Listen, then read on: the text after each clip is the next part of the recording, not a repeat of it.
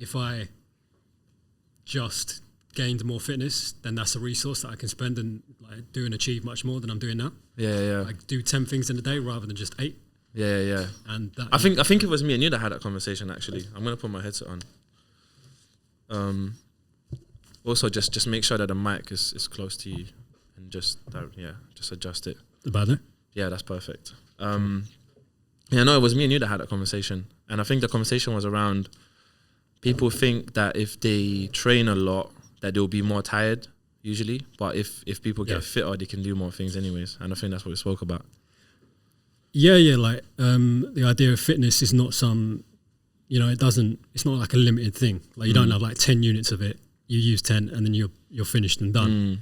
It's like a generative thing. Like the more you do it, the more longer you last in the long run. Yeah. It's like it works like that. And it's one of those things where like there's always something to kind of like people can always excel. Yeah. At how much they can do. And I don't know if there's limits. Like David Goggins is a pretty crazy guy. I don't know if you I've seen his stuff. Yeah. Like he's literally shown like there's always like people can excel further and further and further. Yeah. And then you have to ask yourself, what's the limit? Is the limit when someone dies while doing sports? Yeah, or the limit, or like what do you want to do? And like who do I need to be to have the life I want? I look at it like that. Like I don't want to just powerful. Like I don't want to just go to my limit for the sake of going to my limit. Unless what I want is to see how far I can go. Like I don't want to just push with no sort of meaningful return at the end of it. Yeah. Like how much energy do I need for the life that I want? But then do you get to decide what the return is? Yeah, because I get to decide what I want. Like I got to ask myself, all right, what life do I want? Like where do I want to live? Who do I want to be with? How much money do I want? And then just do kind of a very quick assessment. All right, how can I do it? Or what do I need? Do I have enough energy at the moment to do everything I want to do? So like that's prompted me to like have these thoughts now. Yeah. Like, all right, the life that I want, what's it going to take? And at the moment, I'm having the realization that, okay, I'm probably not fit enough to go fully for it or last or achieve it because I get tired quite easily.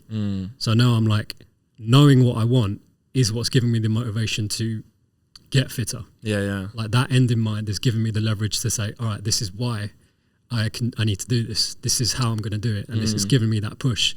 Those are all powerful questions. Like it almost feels like every single person's got their own metrics and everyone's going to have different preferences, right? How much fit they want to be, how much money they want to make and all these different things. Everyone's got different metrics. Yeah. And it's almost like asking those questions like will help me decide what do I want within different metrics that you kind of like described with those questions.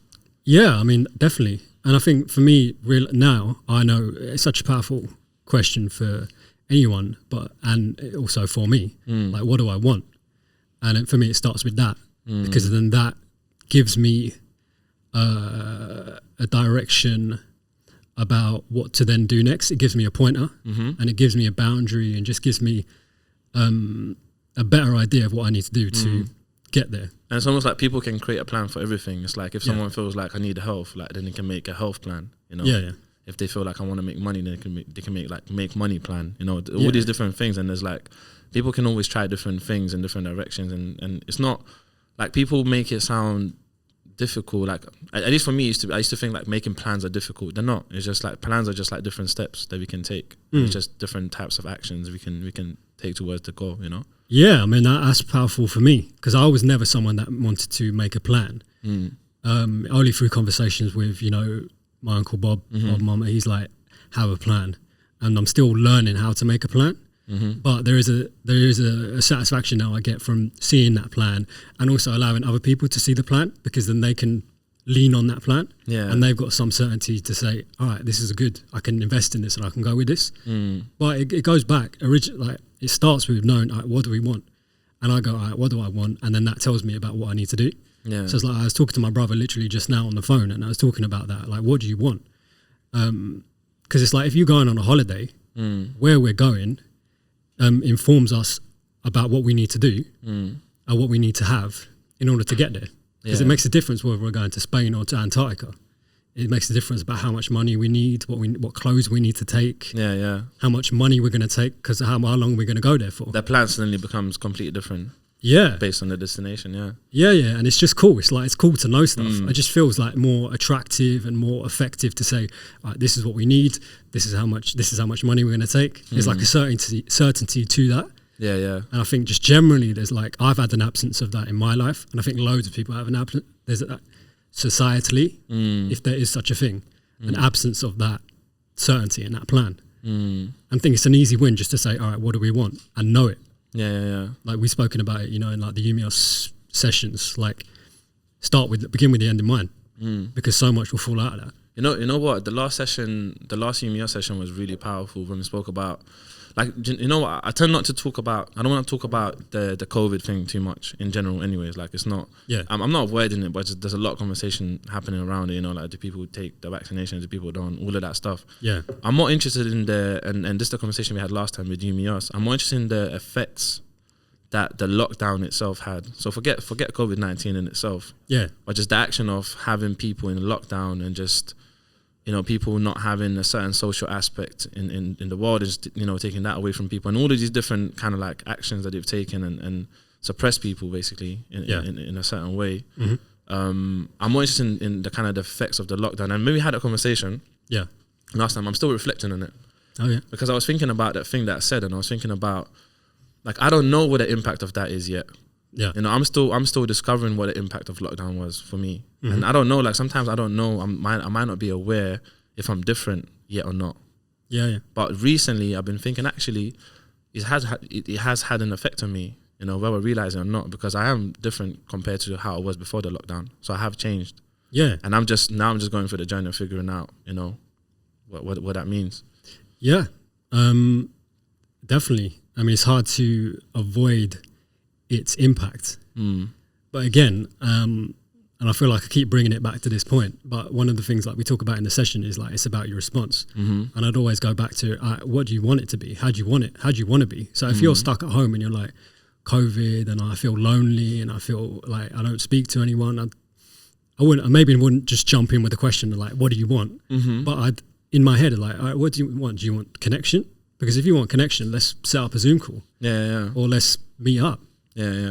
And I'm only saying this, like, I'm pushing this a lot because I wasn't like this for about 25 years. Like, I didn't realize that I could essentially do stuff or like set things up. I didn't realize I had my own agency to make a difference, because it's like very passive, and I think it's learned. And I think a lot of people don't realize that they can just phone up the person of like the boss of a company they want to work with and say, look, have you got any jobs going? Or they can just go into a room and say, I want to be a chef, if they want to be a chef, and say, does anyone know any opportunities? Like, how do I do it? Like, there's things that I can do to make what I want more likely to happen. It's a little bit like if Michael Jordan was like afraid to take a shot, he wouldn't be Michael Jordan. And if Steve Jobs like cared about what people thought about his product, like, you know, iPhone wouldn't exist, you know, that sort of thing. Definitely. And there's a lot of enjoyment that I get now from calling people out, and I want people to call me out as well, like accountability. Like, I don't want to be constantly stuck in sort of like passive, dare I say, like, I'll say it about myself, like victimhood conversations. Because it's a line. Like, obviously there is such a thing as victimhood, but it's not binary. It's not victimhood or not. This is, you know, it's on a continuous spectrum. But there is something about like what do we turn that into? You know, like what, you know, like our experiences in life, right? Whether like negative or positive, what do we turn that into? You know, how can I take an experience I've had, and how can I take it and make it valuable for me, which will push me and give me certain energy to go and pursue certain things in life. Rather than make me not do something, you know. Exactly. So like what's the narrative? You know what, actually narratives are really interesting things. Like, what's the narrative I'm creating around certain things or experiences that I've had in my life? And what point of view am I looking at, you know? Definitely. Yeah. Definitely. I've got a question for you, Oh yeah, go on. And you know what? Like, it just came to my head like an hour before you got here, and I really wanted to ask you this. What fascinates you the most in life? Yeah, that's a good question. I think like the answer is like buzzing about in front of my face, but I'm just trying to figure it out, because there is some things that fascinate me.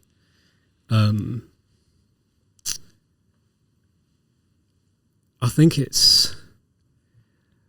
I'm going to say responsibility. Mm-hmm. I think that fascinates me. Like, I'm fascinated by how much I can do and what I'm not doing. Like how much I can do, and then the gap between what I am doing and that limit. I suppose it goes back to that limit thing. And I'm like, how far can I go? How much can I do? What's getting in the way? And what do I need to do to get there? And I'm interested in that for a lot of people. Yeah. Like I think me, you, and like everyone basically has such an unbelievable capacity to do things. Like I don't believe we're powerless. I think we are so powerful that the extent of it frightens us. Like it frightens me. Like so, and that belief has turned into me sometimes being a little bit like curt or a little bit sort of dismissive of people. I only like now and then it comes out. Like I'm still make sure to be polite and kind. Yeah. What do you mean by that? Like if people are like, if I'm reading a story or reading about someone that's kind of complaining or like upset, and you're thinking they have the power to change themselves, and it's a bit like I'm like kind of like moving with a little bit of momentum. Like I'm like, if someone's complaining, I'm like, man, you can do so much better. Yeah. And probably I'm a little bit too forward with that, and I might sometimes go a bit past what they want. So it kind of it's a little bit of like you have this perspective of seeing in a certain way, and they just don't see it from that point of view yet. And it's like there's a process missing, which is like there's a process for you to like kind of like have a conversation with them and show them a different way of looking at things.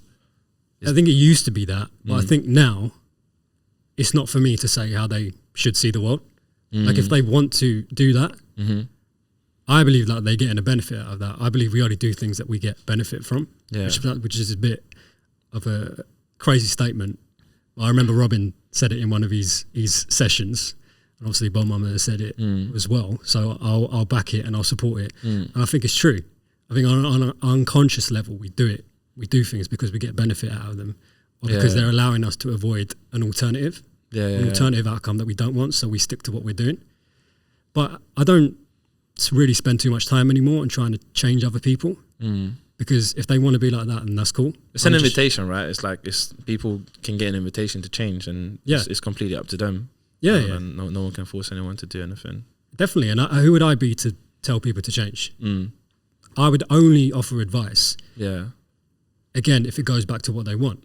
Like if they say, I want to get better and I want to change, then I'd say, all right, try this. But I used to be a guy, like one of my closest friends, I remember this like a few years ago, he was going through depression or something. He was going through depression, and I sent him like 20 audio tapes of like Tony Robbins, and I was like, oh, listen to this. Listen to this, it will really help you.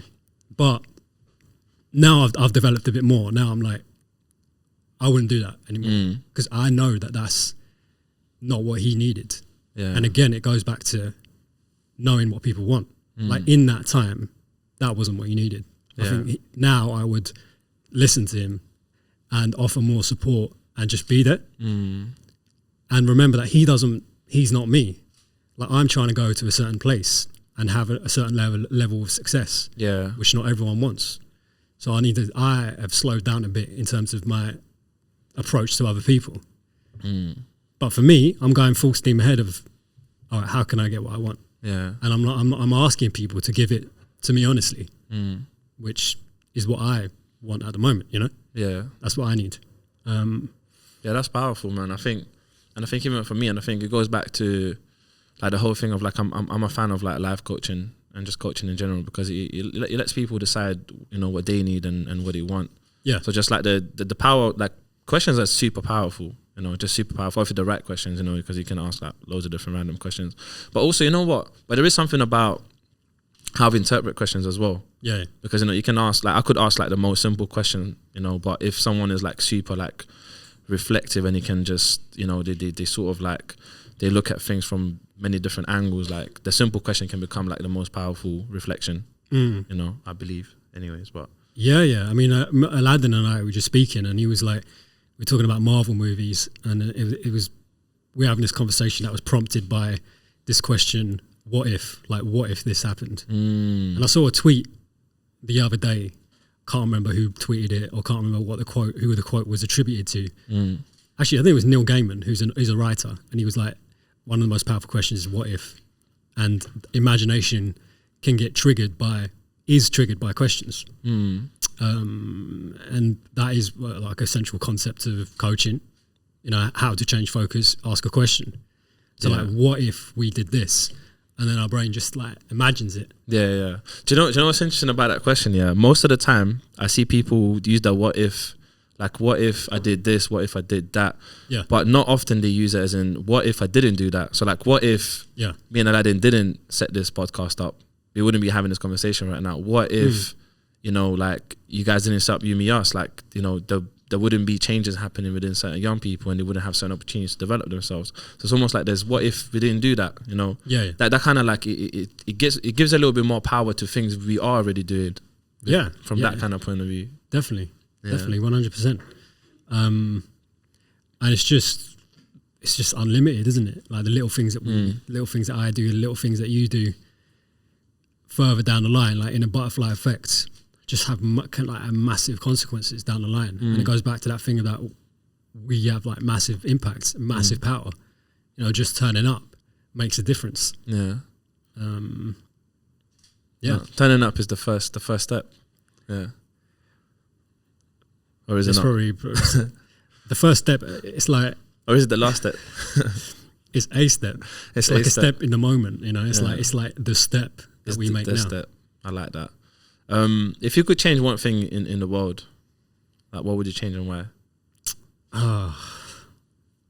One thing.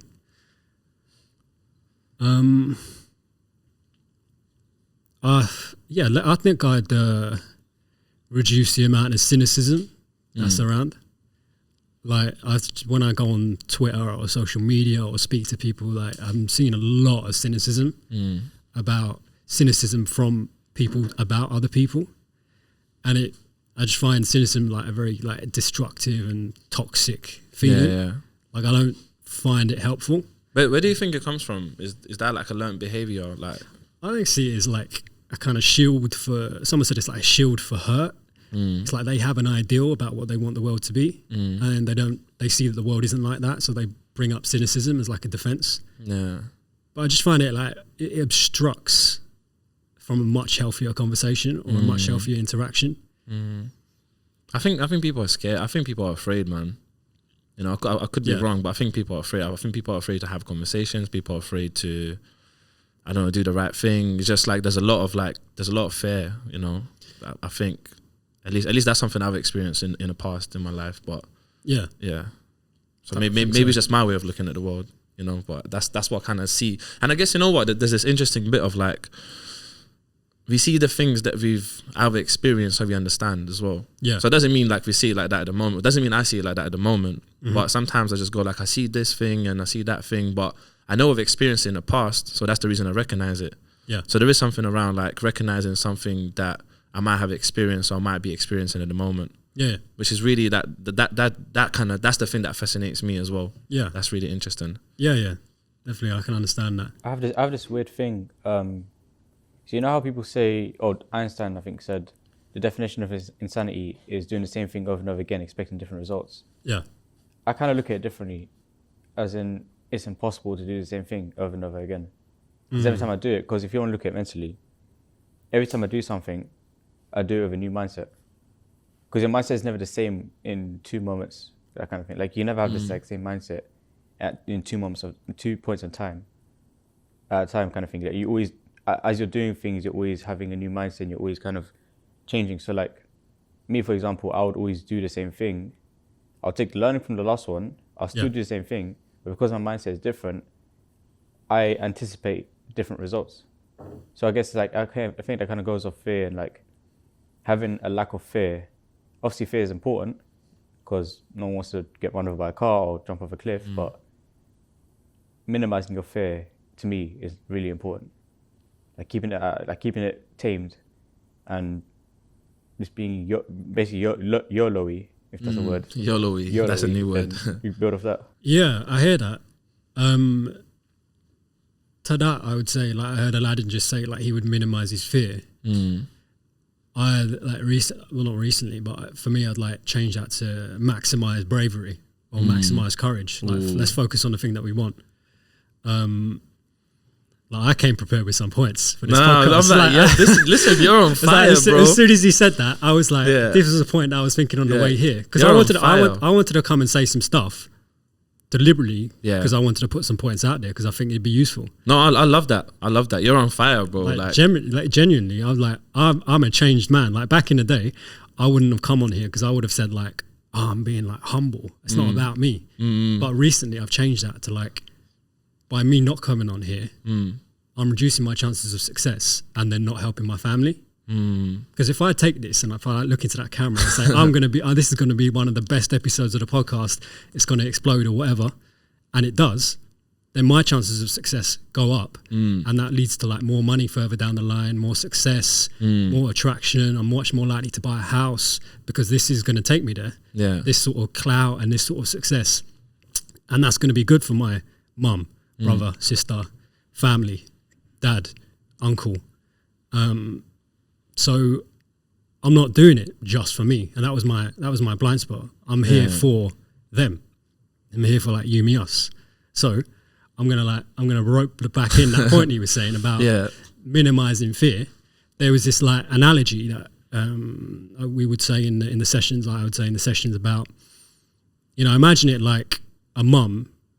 And there's like a mum and her son are at dinner, and the mum says to the son, all right, son, what do you want for dinner? And he says, I don't want pasta. It's like, all right, now what? You've told me what you don't want, and now all we've got is, I don't know what to do. And all that's in our head is the thing that you don't want. So like, what are we supposed to do now? Whereas if you say, all right, son, what do you want for dinner? And he goes, I want a Big Mac and fries from McDonald's with a medium milkshake, and let's get a Krispy Kreme donut from somewhere. And she's like, cool, I know exactly what you want. That means we got to go to the McDonald's down in Seven Kings, and we'll stop by at Tesco to pick up the Krispy Kreme. He's like, I got what I want. She's like, I've helped him. And knowing what we want has given us the purpose and the direction, and has informed us about what we need to do to make that happen. Yeah, that's really interesting. Can I add to that space a little bit as well? Yeah, 100%. So I'm a big fan of just experimenting, right? Just trying things out. Yeah. And I think for me, in the way I see world, like for me, it's very important to experiment with stuff to find out what I want as well. Yeah. To just kind of try things out. So I feel like sometimes like maybe I was that guy in the past where like I don't want this or I don't want that. But as time went on, I try this out. Yeah. And there's something around like going back to the whole fear thing. Just, like I don't feel like I minimize my fear all the time. So sometimes I'm just like, you know what? Let me be brave. Goes back to the thing. I maximize my brave, being brave. And I go, let me try this out. Let me try that out. Yeah. Because unless I try it out, I won't know if I want it or not. I think that's very important. So just going back to like life experiences and stuff, and I always encourage people to just do it. Just do it. Just try something out. And like Nike has always got that slogan, just do it. Just do it. There's something about just doing it, just try this out, try that out. 100%. Because if someone doesn't enjoy something, they're still learning in there, if you don't like it, you don't have to do it again.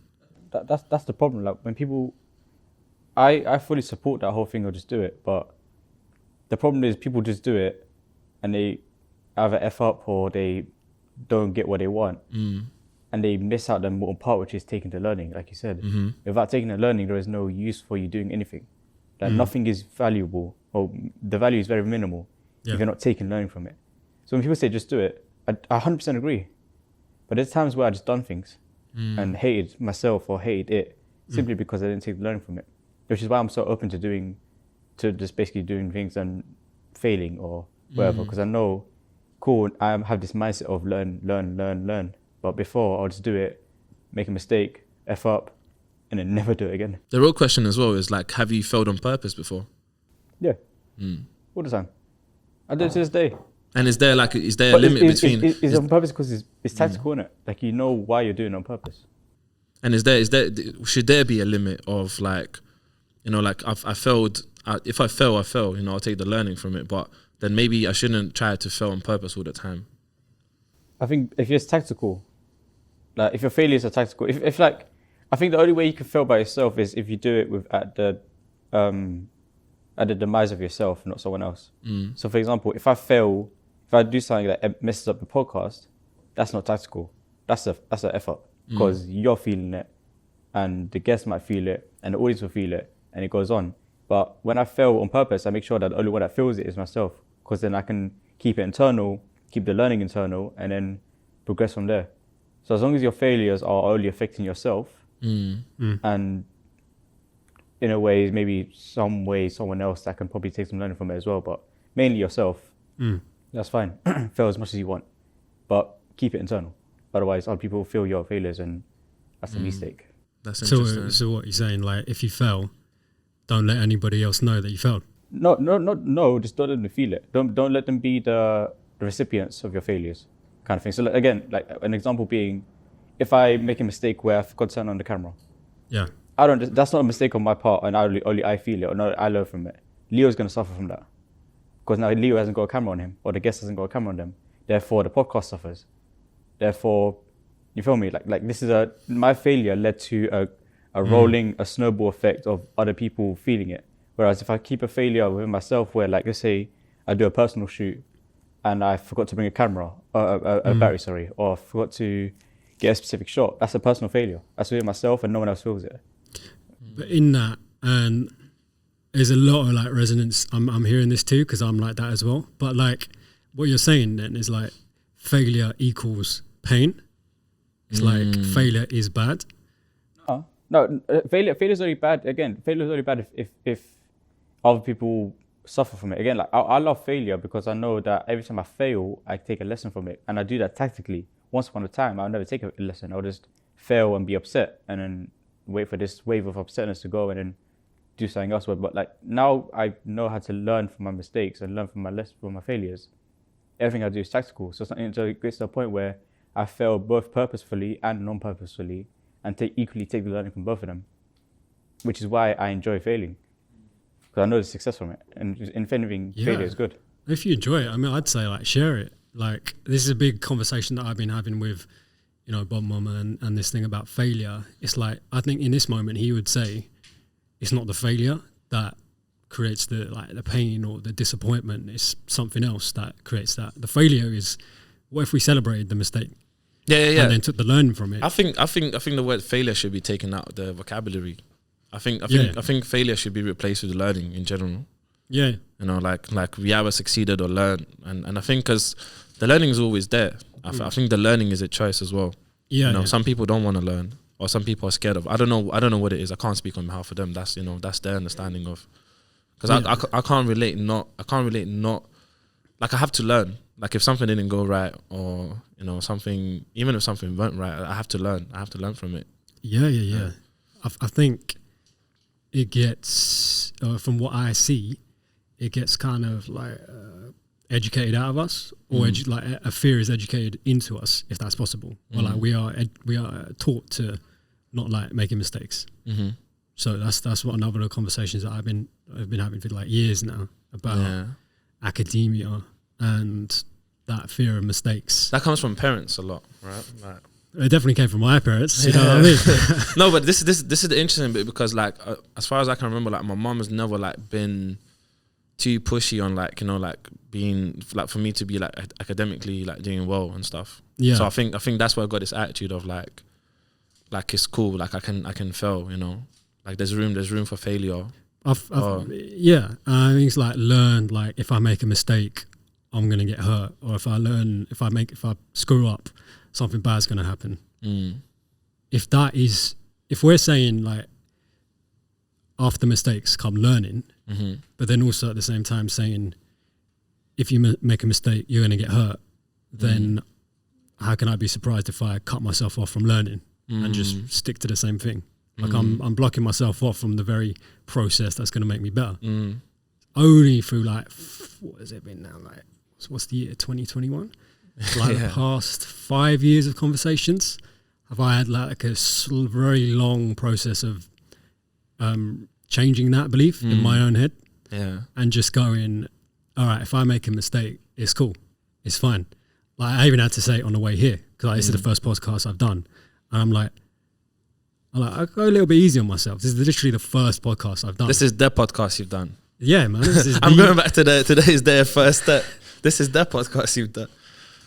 That's probably true, you know. That's probably true. Like, but it's I'm like, go a little bit. I can go a little bit easy on myself, and if they're making me mistakes, it's all right.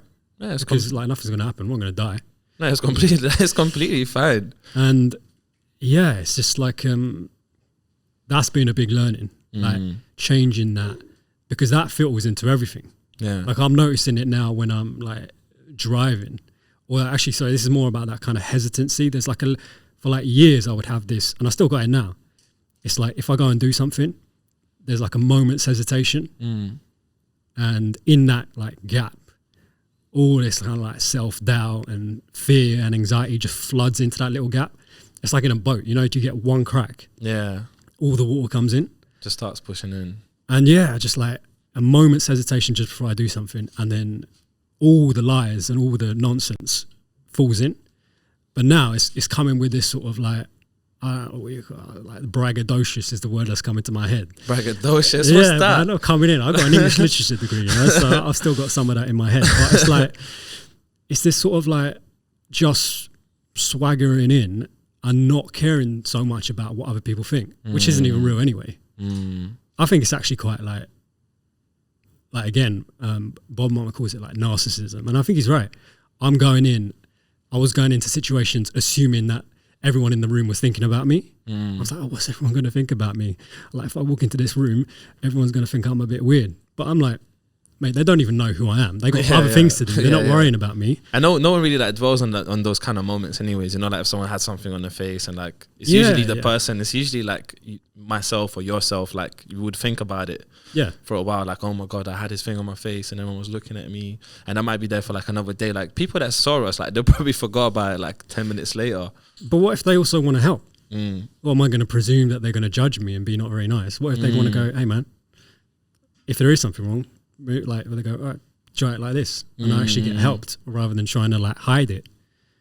But yeah, it's generally part of this sort of like, I'm just kind of like going into things now and just kind of like pushing myself. What's your takeaway from that? Like in terms of, because obviously what I'm hearing from you, and I can relate to it a little bit as well. Like I'm just hearing like there's something about just kind of like going. Is it like a little bit like going with the flow and just kind of like just feeling yourself and just no. It's the opposite. It's the opposite of going with the flow. So it's like I want to go here, and I'm going to go there. It's more of a sort of. But is it? Are you coming with a plan? That's what I mean? Or are you just coming with like you're just like cool? I'm confident with what I want to do. More of a plan, yeah. Yeah. More of a plan, like preempting and preparing for things. Like coming here with not a hard plan, but with an idea about what I want to say, because I think it'll be useful for anyone that listens to it, or for myself. So say, let me come here and say these things, and finding the best way to bring it into a situation. Like it's just having that, again, like an idea of where I want to go and then making it happen. And it's about that, knowing what I want and saying, all right, what do I need to do to get there? Yeah. Because it gives purpose to the actions. Like the actions are like here, but I generally want to end up where I want to end up. And it's that end that informs me about what I need to do. Yeah. So it's like, yeah. And I'm just like moving towards it. And if obstacles come my way, I'm still holding on to that end to keep me through. Because I feel like without that, then I'm just I might be a bit aimless. Yeah. And I think that's a big reason for why I felt aimless in the past, and a lot of people do, I think. Because sorry, no, I was gonna say like just going back to the whole thing, like just coming in with a plan, and I think for me it's really interesting because I remember like I've had moments where like I've been in different situations where I was presenting different things and stuff. Yeah. And I remember like sometimes actually like and this is where it comes back to like everyone's different. And like sometimes for me, going with the flow, just kind of like it's worked better because I would kind of rely on my own foundation rather than, because remember like I had times where like I'm preparing for certain things and stuff, and I never felt like I felt like I was preparing for someone else kind of thing rather than preparing to give to present myself. Yeah. If that makes any sense. Yeah. I can elaborate if you want. Yeah, please, like, would you, like... Yeah, so let's say, as an example, let's say I've got a presentation coming up, right? And let's say the topic is, let's say it's confidence or something like that, yeah? So I've got a topic on confidence, and sometimes, like, I feel like I've been in moments here, but, like, if I'm preparing for this topic, let's say I'm researching stuff and all of these different things, and I might be putting elements on myself, I feel like I'm building this presentation for the audience, where, like, I might stray away from doing what my foundation of confidence is. Yeah. So, you know, I'm doing it for someone else kind of thing, and then my content would completely change within that presentation. Whereas if I've just kind of went with the flow with some sort of not a complete plan, but with some sort of like structure, where it's coming from me, like I would have a completely different content with that. Yeah. It would just be more like kind of true to myself. That's what I kind of meant by it. And I understand that, and I hear that, and I think it links to that thing about, is this the first thing? Like, is this the first podcast? Is this the first presentation? And I think I hear, like, I've been in that situation as well, a similar one, obviously not the one that you've been in, but like if I have more awareness about what I want to do, then that would change me even being in that room in the first place. Yeah. Like I feel like conversations, they can go into like out of context scenarios. Do you know what I mean? It's like, people go, I was in this job and I'm like being someone that I don't want to be because I'm like giving some presentation that I don't want to do. Like, and it might sound harsh, like no one asked you to go in that job in the first place. Like you went into that job, because you want money. Yeah. But what if you knew 20 years ago what you wanted to do, and then you would have had 20 years to prepare, and you would have gone down a completely different life path? Like, I'm not telling people to know what they want all the time. And I think that's why it can get a bit funny. Like, I'm not saying go to a party and say, this is what I want. We're going to play this music. We're going to have these conversations. Like, like uncertainty is fun and all of that stuff. But like, again, it's like on a spectrum, innit? Like, it can go too far this way and it can go too far that way. You're right. Where's the sweet spot? Like, I relate to that. Yeah, man. Like, if I didn't have these conversations with like Bob Mama or like Robin, then where would I be? Like, what if? Like, where would I be? And if this is where it comes back to like harsh responsibility.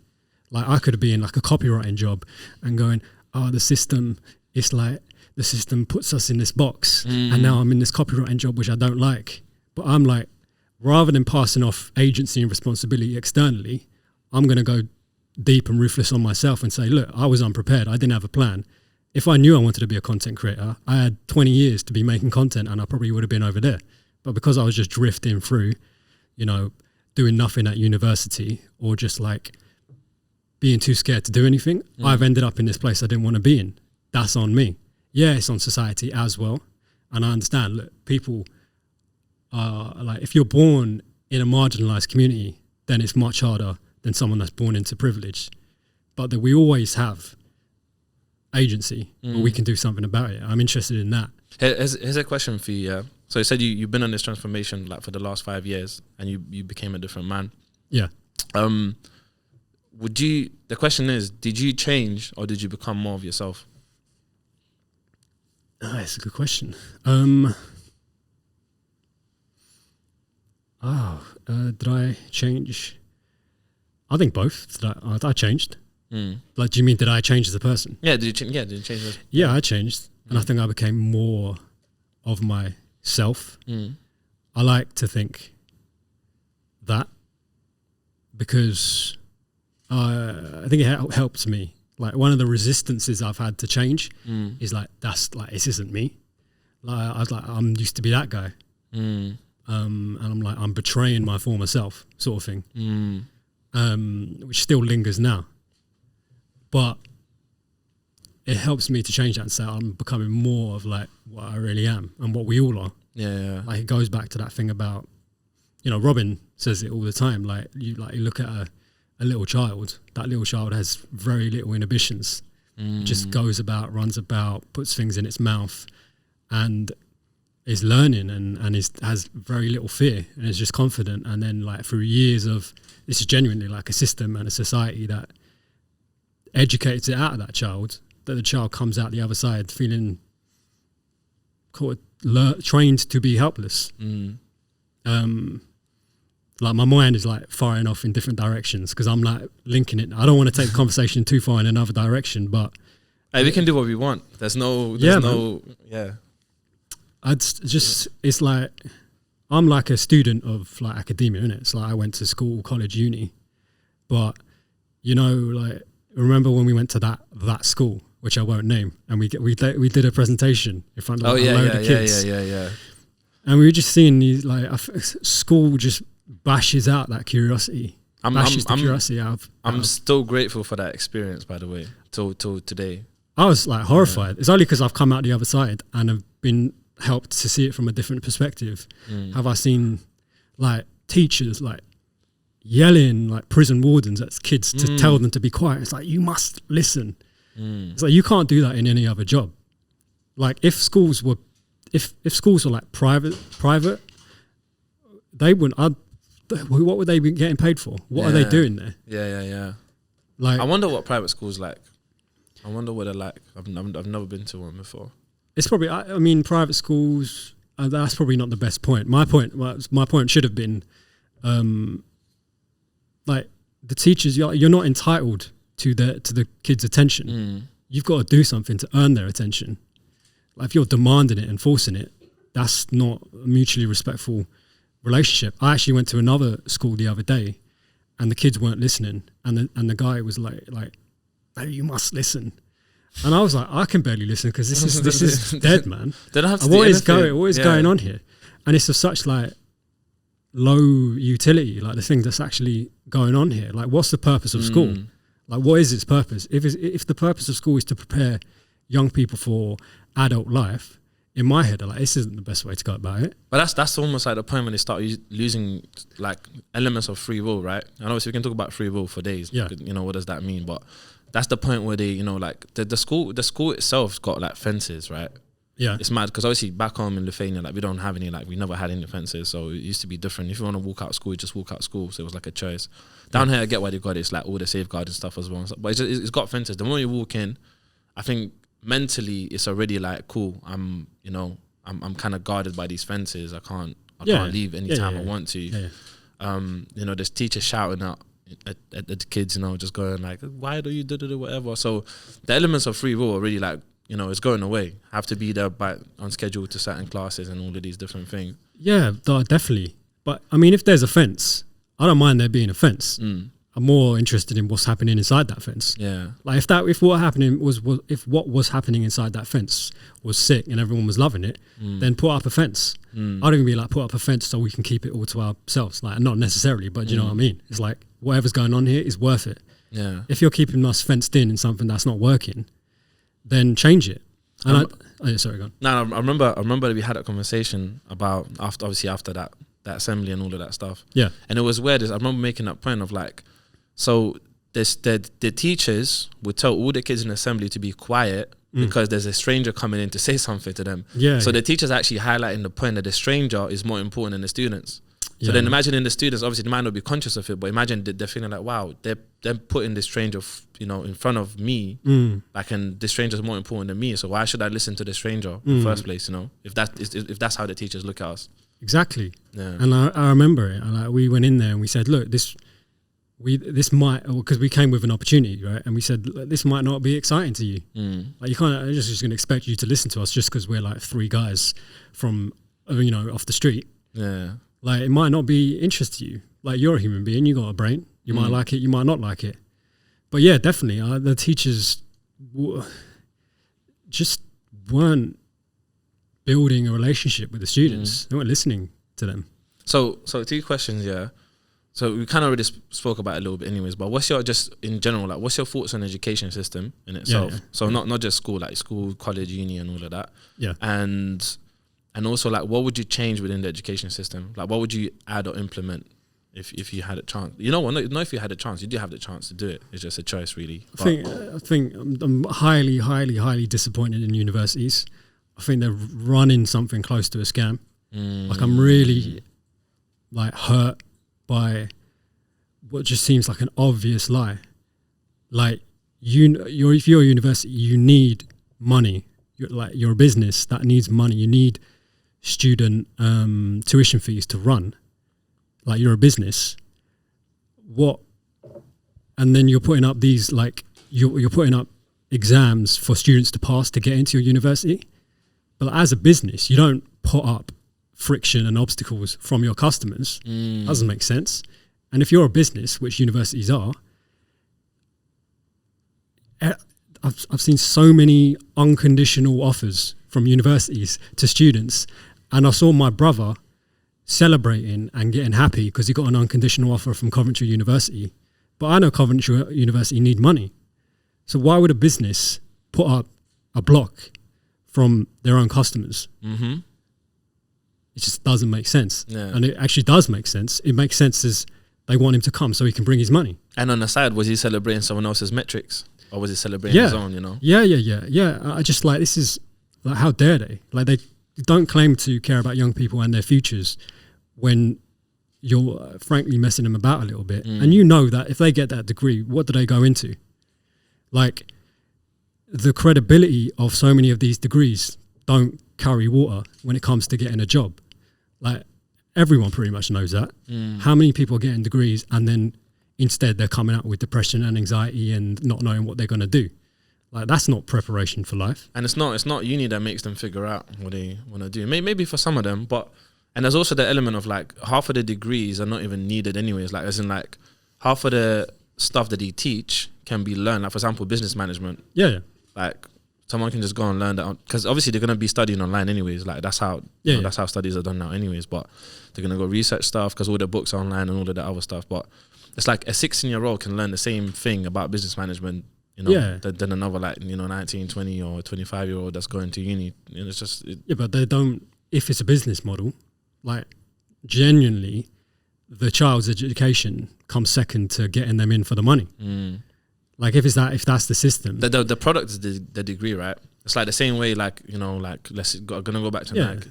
You know, Nike might be selling a tracksuit, you know, that's the business thing or whatever. They're selling degrees, basically. That's what they're doing. Yeah, and then there's the whole business model and infrastructure, the salaries of the tutors and the catering staff and the overheads needs money. Like, what are you're gonna just... Ultimately, it's important to have money because people need money to pay for their rent. Bro, they're selling false futures, bro. That's what they're selling. Yeah. Yeah, false futures. They are. I don't want to get too much into, like, you know, like bun unis and it's all a scam. I think there's people that genuinely do care about young people. But these people also care about their own livelihoods and they want money, which is totally fair. Of course. And it's all mixed. It's mixed up and it's messy. As long as the intentions are right, I think there's nothing wrong with wanting or just making money from the right intentions. I think that's completely fine. I think when the intentions are like, you know, like fake intentions and all these different things, and then the profiting of it, that's when it becomes an issue. Yeah, like 100%. I'm like all for making money. Like, I was like, before I was like, it's not about the money, do it for free. But now as an adult, I'm like, actually, no, it's cool to make money, and it's actually fair to make money. You know, if you got a good product, you should be paid for that, and that's like self-respect. Like, if I have a product, I want money for it. And that's not me being selfish because you're getting an amazing product in return. I just think, like, with the university model, if you're getting £30,000 and this kid, let's say me, is coming out of that aimless and alienated, what was the point of it? And I was a child before I went. And so is everyone that, you know, joins uni at like 17 and UCAS and 18. Like, there's not enough of an honest dialogue going on to say, is this really what you need? And it goes back to that end in mind. What do you want to do after it? And this comes down to, frankly, and this is the thing we spoke about last time. Like, this comes down to the parents. Like, hang on, rather than just presuming and just going with the flow to say the kid has to go to university now because that's what's going to get him to the job. Like, slow down a little bit and see, is this the best route for him or her to get to that job? Like, go to the job and see what they want. Do they want the kid to have a business degree, or do they want the kid to know how to do business?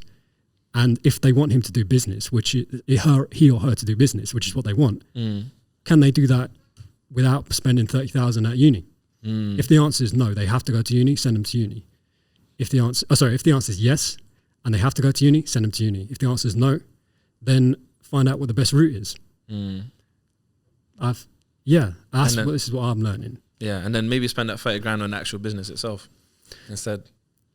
Yeah, or like if they want to be a business person, spend 30 grand on like a one-to-one coaching with like a top business person, or just say go to Canary Wharf and give someone £30,000 and say, look, can you take my kid, shadow him with you, or just give him a job? Like, here's £30,000, give him a job, so he doesn't have to go through 3 years of uni. That's not just like one route. That's But I'm not like, it's not all about the job and all that. Like, uni is an amazing experience. I wouldn't have said no to it. Like, it's obviously a big experience for like socializing and all of that, and unis play on that. Like, there was a nightclub right in the middle of my uni. Yeah, that's part of the business plan. That's part. Like put a nightclub. Yeah, in that's there, another. and this will bring all the students. That's another thing they sell. Yeah. That's smart. But let's not be like let's not be I'm not anti-uni. No.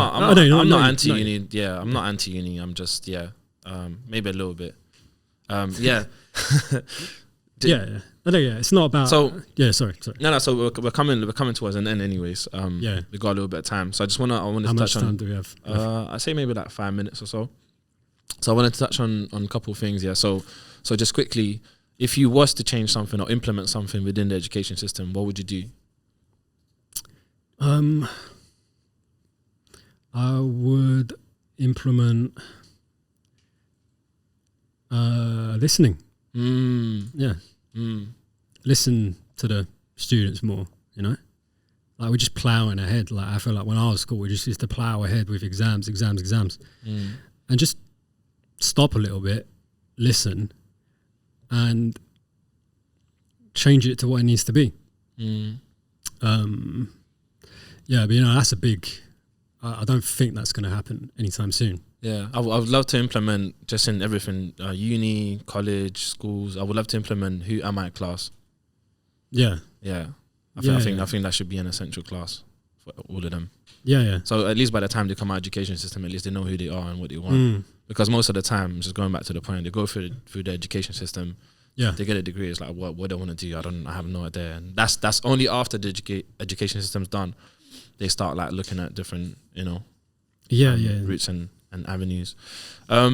Cool. So last two things. Is there anything you'd like to promote for the people that are watching and listening?